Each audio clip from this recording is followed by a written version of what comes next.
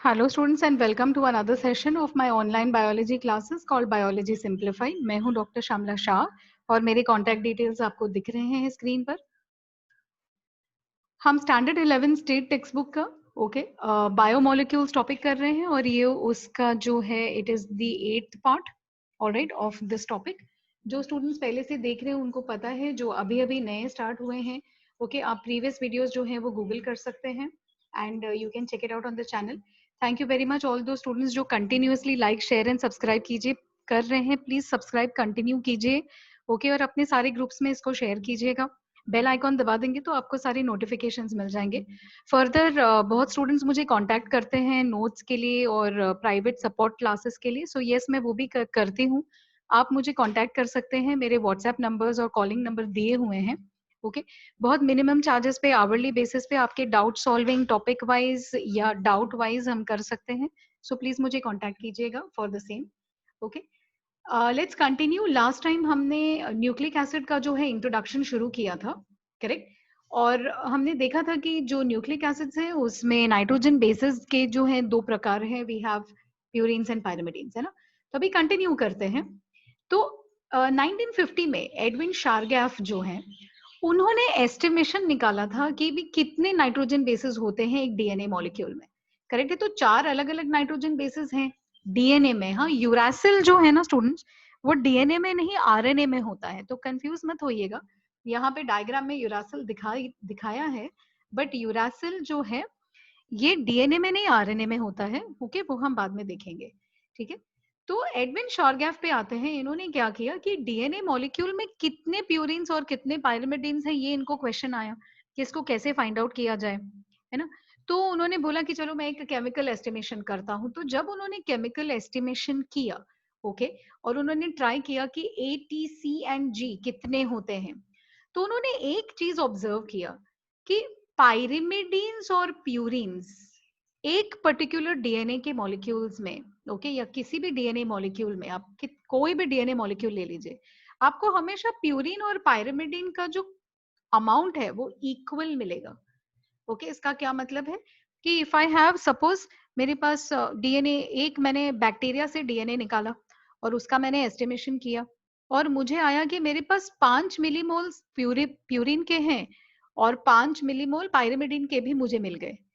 फिर मैंने फंगस का डीएनए निकाला और मैंने सेम एस्टिमेशन किया, वहां पे सपोज मुझे 15 मिलीमोल्स पायरिमिडिन के मिले, तो मुझे प्यूरिन के भी 15 ही मिलेंगे। ओके, फिर मैंने एनिमल का डीएनए निकाला और सेम एस्टिमेशन किया, वहां पे मुझे 30 मिलीमोल पायरिमिडिन मिला, तो मुझे 30 मिलीमोल प्यूरिन का भी मिलना चाहिए, करेक्ट है? तो ये स्टडी जो है ये चारगैफ ने किया और वो एक प्रिंसिपल पे आए, या जिसको हम लोग जेनेटिक्स में शारगैव्स प्रिंसिपल या शारगैव्स रूल कहते हैं। ओके, शारगैव्स रूल ये स्टेट करता है कि बेस का जो रेशियो है, मतलब ए प्लस टी, याद है आपको लास्ट टाइम ए प्लस टी मैंने क्या बताया था, ये कौन से हैं? ये हैं प्यूरिन्स, करेक्ट है? एंड पायरिमिडिन्स जो जी प्लस सी हैं, करेक्ट है?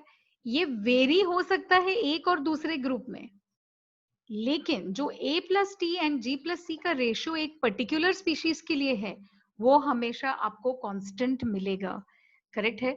So if I am getting 15 millimolars in an animal cell, तो मुझे उस पर्टिकुलर स्पीशीज के लिए हमेशा 15/15 का रेशियो मिलेगा। अगर मुझे बैक्टीरियल के लिए 5 मिलीमोलर वाला रेशियो मिला, तो वो मुझे हमेशा बैक्टीरियम के वो स्पीशीज में 5 मिलीमोलर का ही रेशियो मिलेगा, करेक्ट है? तो देखिए, जेनेटिक आइडेंटिफिकेशन में ये बहुत पावरफुल नॉलेज है।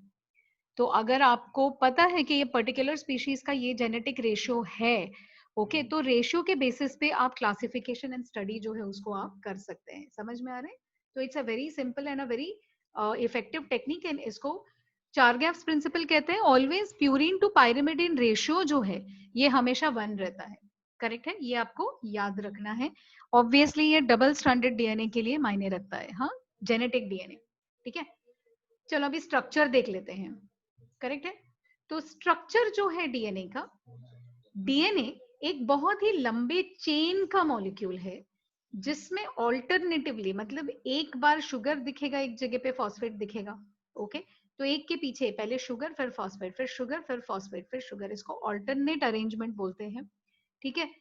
ये शुगर डीएनए में हमेशा डीऑक्सीराइबोज ही रहेगा, प्लीज नोट दिस, करेक्ट है। डीएनए के अंदर शुगर ऑलवेज डीऑक्सीराइबोज, वहां पे आप शुगर में चेंज नहीं कर सकते, करेक्ट है। तो इधर सडनली राइबोज शुगर या ग्लूकोज शुगर आ जाए, नहीं, ऐसा नहीं हो सकता, ओके।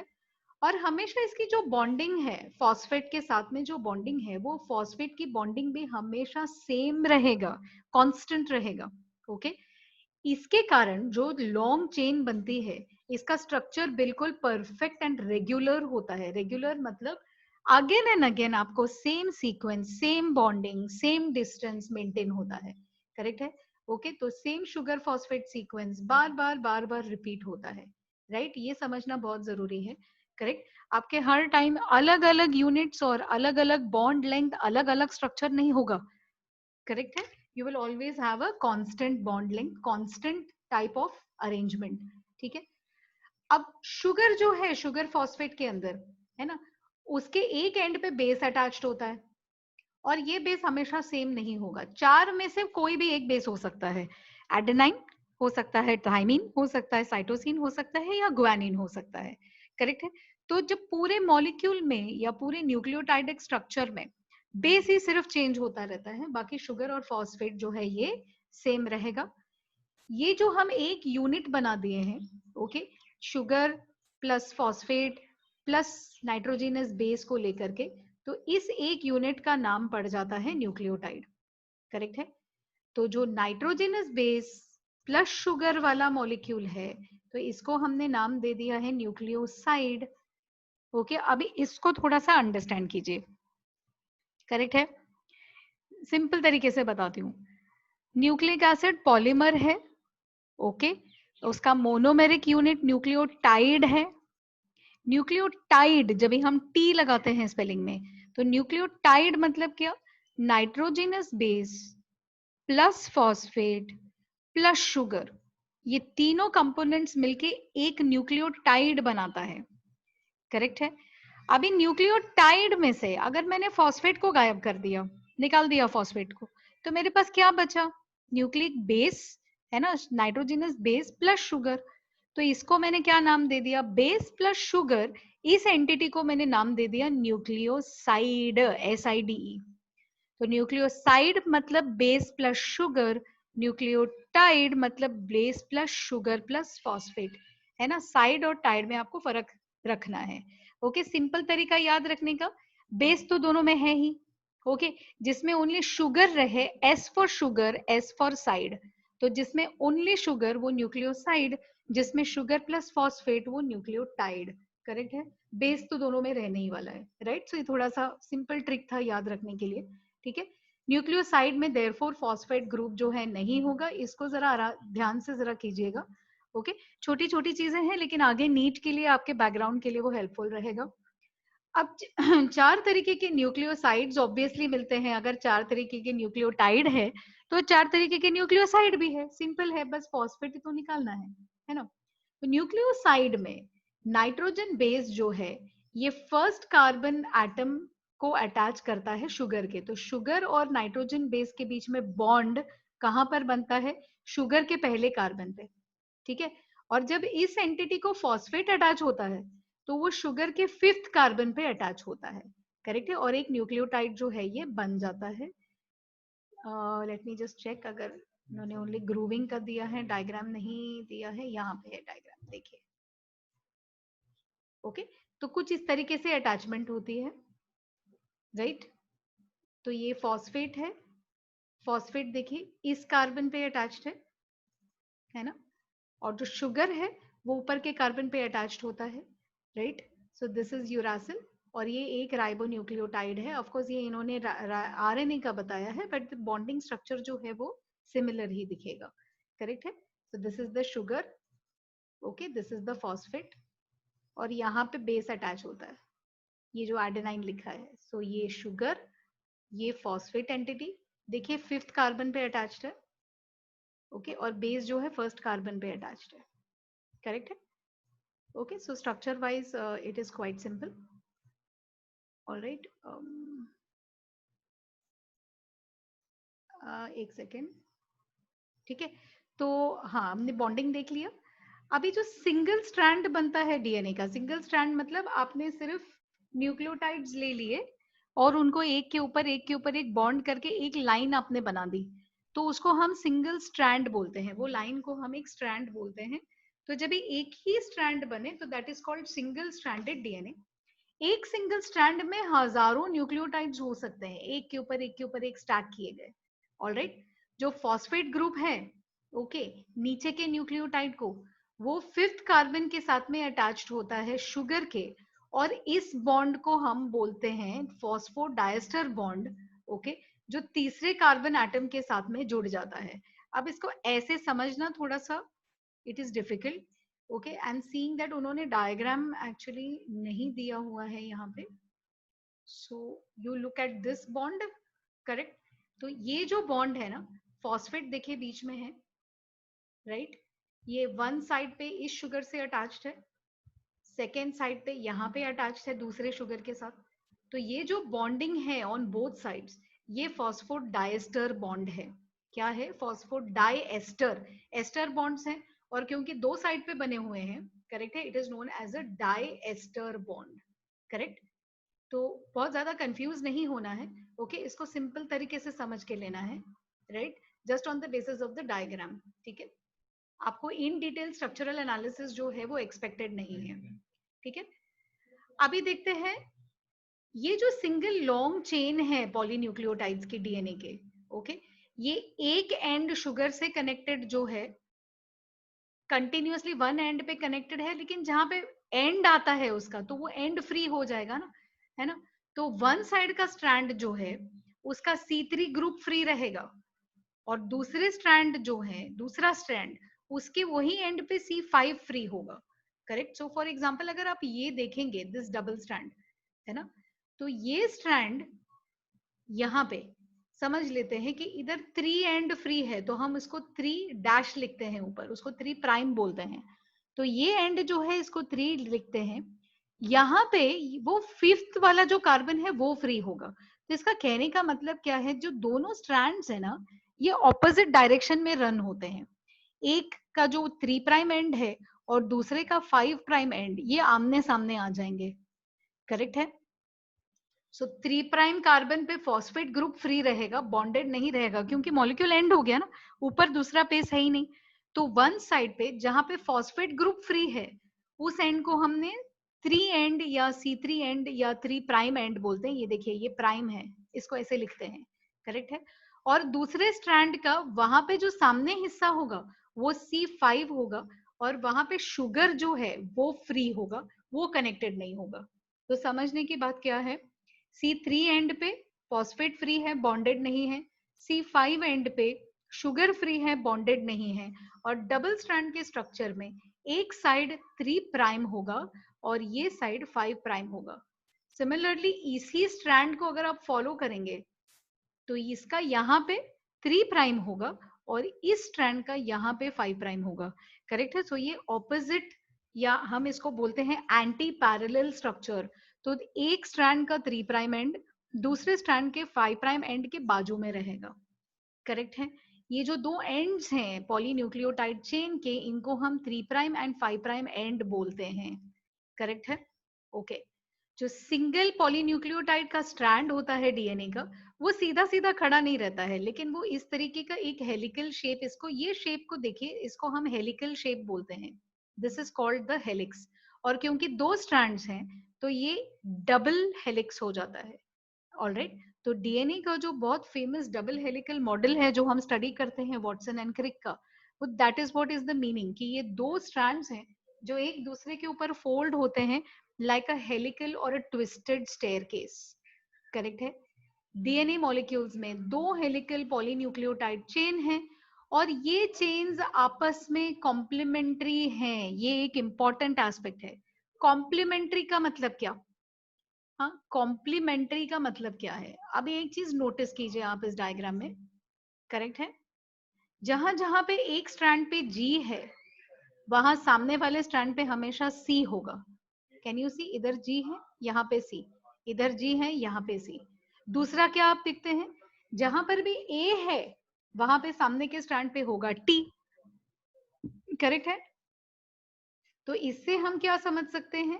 ओके, एडिनोसाइन जो है ये हमेशा, सॉरी, एडिनाइन जो है ये हमेशा थाइमिन के साथ में बॉन्ड करेगा। ओके, और गुआनिन जो है ये हमेशा साइटोसाइन के साथ में बॉन्ड करेगा, ऑलवेज। ये चीज चेंज नहीं हो सकती है। अगर चेंज हो गया तो वहां पे डीएनए डैमेज हो जाएगा। करेक्ट है, वहां पे चेंजेस होंगे, म्यूटेशंस हो सकते हैं, या तो फिर सेल उस डैमेज को करेक्ट करेगा। राइट, तो इस नेचर को डीएनए के हमने क्या नाम दे दिया है? They are complementary to each other. Complementary मतलब क्या? दो स्ट्रैंड्स आपस में कुछ इस तरीके से बाइंड होंगे कि जहां टी रहेगा सामने के स्ट्रैंड पे वहां ए होना ही चाहिए, और जहां जी रहेगा सामने के स्ट्रैंड पे वहां सी होना ही चाहिए। करेक्ट है। सेकेंड थिंग, ये जो एडेनाइन थाइमीन और गुआनिन साइटोसिन की बॉन्डिंग है, ये किस तरीके का बॉन्ड है? ये हाइड्रोजन बॉन्डिंग है। करेक्ट है, बड़े ही वीक बॉन्ड्स हैं, लेकिन हाइड्रोजन का बॉन्डिंग रहता है। और ये हाइड्रोजन बॉन्ड ऊपर से लेके नीचे तक सारे बेसिस में बने हुए हैं, सो दैट ये जो दो रिबिन्स या स्ट्रैंड्स आपको दिख रहे हैं, ये हमेशा आपस में बंधे हुए रहेंगे। ये सेपरेट नहीं होंगे सिवाय जब सेल उनको सेपरेट करना चाहे तब। करेक्ट है। Okay, so what have we seen कि डीएनए का मॉलिक्यूल जो है, ऑलराइट, वो डबल स्ट्रैंडेड है, एंटी पैरेलल है, कॉम्प्लीमेंट्री है।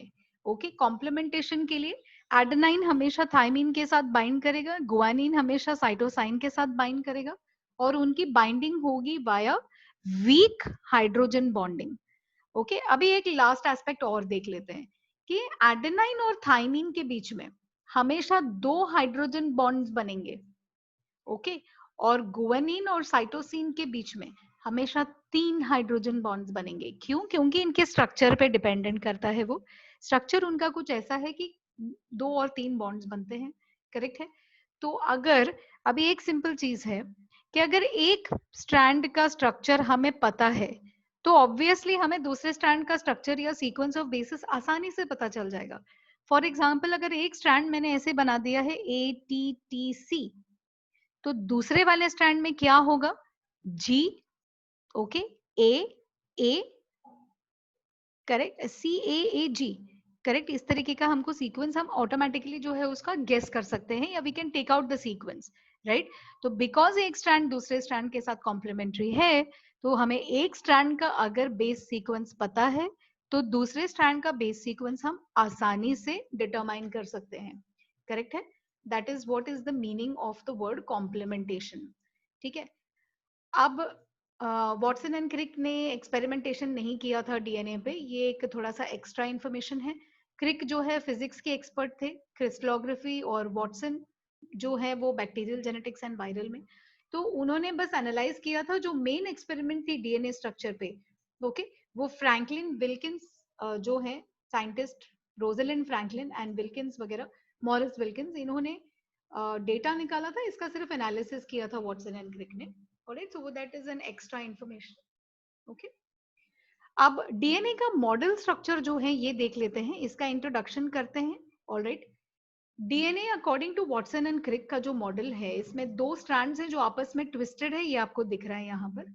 ऑलराइट, जो पॉलीन्यूक्लियोटाइड चेन्स हैं ये ऑपोजिट डायरेक्शन में भागते हैं। सो ये मैंने पहले भी बताया था, ये अगर यहाँ पे 5 प्राइम या 3 प्राइम एंड है तो इधर 5 प्राइम होगा, ये 3 प्राइम है तो ये 5 प्राइम होगा।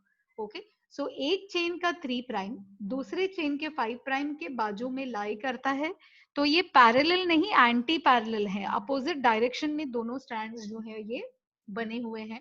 ठीक है, जब एक टर्न होता है पूरा, अभी देखिए ये टर्न है पूरा, है ना, तो जब वन टर्न होती है आपके डीएनए के डबल हेलिक्स का, तो उस एक पूरे टर्न का मेजरमेंट अप्रोक्सीमेटली 34 एमस्ट्रॉन्ग होता है। ये वैल्यू आपको याद करना है स्टूडेंट्स। ठीक है, अभी आप स्ट्रक्चर में देखेंगे जब मूवमेंट होती है तो एक ऐसे छोटा सा खांचा बनता है और एक ये बहुत बड़ा वाला खांचा बन जाता है। तो बड़े वाले खांचे का नाम है मेजर ग्रूव, ग्रूव मतलब खांचा, माइनर मतलब छोटा सा खांचा, which is a minor groove, है ना। तो डबल हेलिक्स में एक पूरा टर्न जो है ये 34 एमस्ट्रॉन्ग्स की होती है। ओके, पेयर्ड न्यूक्लियोटाइड्स मतलब ए एंड टी, ये एक पेयर हो गया, जी एंड सी ये एक पेयर हो गया। तो distance between two neighbouring nucleotides, ये टी और ये सी के बीच का डिस्टेंस जो है ये 0.34 नैनोमीटर्स या 3.4 एंगस्ट्रॉम्स है। ओके, ये कन्वर्जन आपको ऑब्वियसली आई थिंक पता है that 3.4 angstrom is equal to 0.34 nanometres, correct है। और जो डायमीटर है डीएनए का, जो सबसे मोटे हिस्से पे डायमीटर अगर हम ले ले, ये टर्न से ये टर्न, तो वो टोटल डायमीटर जो है ये 20 एंगस्ट्रॉम की डायमीटर होती है। ओके, ये वैल्यूज लगभग फिक्स्ड हैं। आप किसी भी helical double helical DNA molecule को देखेंगे तो ये जो स्ट्रक्चरल एस्पेक्ट्स है ये फिक्स्ड हैं। ओके, हाँ, इनकी पैकिंग जो है डीएनए की अलग अलग तरीके से होती है, hence the structure varies, but basic double standard DNA के ये जो भी पैरामीटर्स आपको वैल्यूज दिए हैं ये सेम है, करेक्ट है। कुछ कुछ बैक्टीरिया जो मतलब कुछ कुछ वायरसेस ऐसे होते हैं, करेक्ट, जिसमें सिंगल स्टैंडर्ड डीएनए होता है। बाकी लगभग पूरे 5 किंगडम क्लासिफिकेशन में कोई भी ऑर्गेनिज्म को अगर आप देख लेंगे तो उनका जो प्रिंसिपल डीएनए है वो डबल स्टैंडर्ड ही होता है, करेक्ट है। कुछ वायरसेस हैं, फॉर एग्जांपल बैक्टीरियोफाज 5X174 और कुछ दूसरे बैक्टीरियल वायरसेस जिनमें सिंगल स्टैंडर्ड डीएनए होता है, करेक्ट है। तो यहाँ पे हमने डीएनए का जो स्ट्रक्चर है वो हमने पूरा कर लिया है। ऑलराइट, आरएनए स्ट्रक्चर हम नेक्स्ट सेशन में देखेंगे students. Alright, so thank you very much. Again remind कर रही हूँ कि प्लीज चैनल को सब्सक्राइब कीजिएगा और अपने सर्कल में जितने भी आपके फ्रेंड्स हैं उनके सबके साथ में शेयर कीजिएगा। Alright, individual contact classes, notes etcetera के लिए आप मुझे कॉन्टैक्ट कर सकते हैं मिनिमम चार्जेस में। ओके, हम कोई सोल्यूशन वर्कआउट कर सकते हैं ऑनलाइन टीचिंग के द्वारा। So I have given my contact details. Please do contact me for that. Thank you and keep studying.